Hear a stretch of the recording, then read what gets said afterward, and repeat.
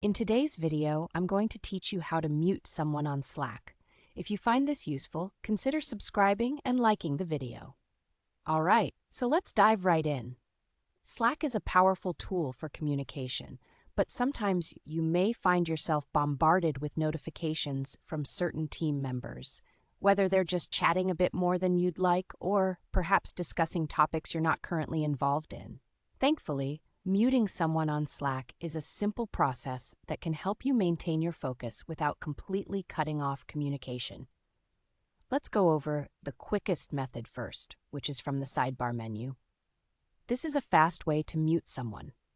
So start by locating the person you want to mute.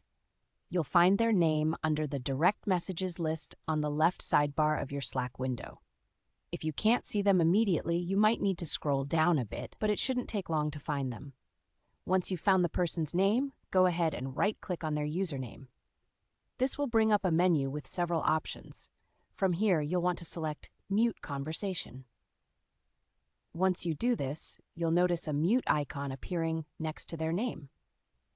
That's it. You've successfully muted them, and you won't be interrupted by their notifications anymore.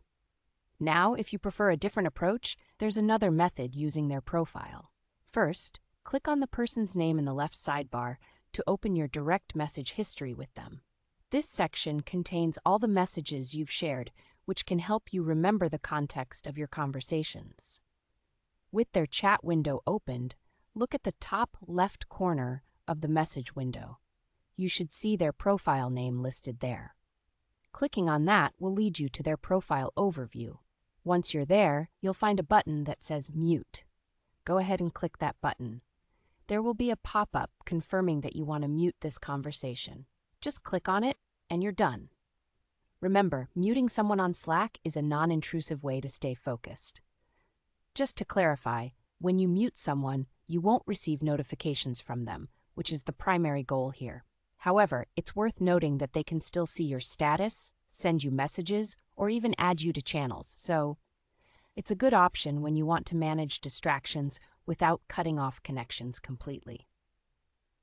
That's all there is to it. Muting someone on Slack is quick and easy, and it helps you maintain a more productive workflow.